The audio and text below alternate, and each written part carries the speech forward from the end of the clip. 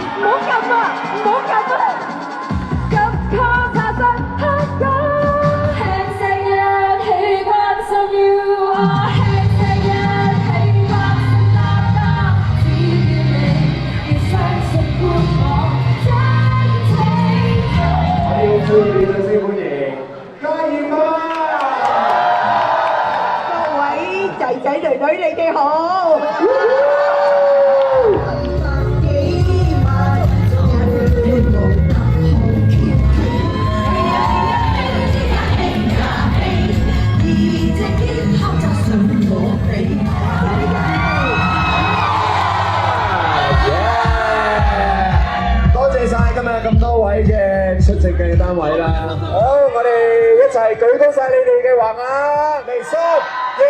2、1。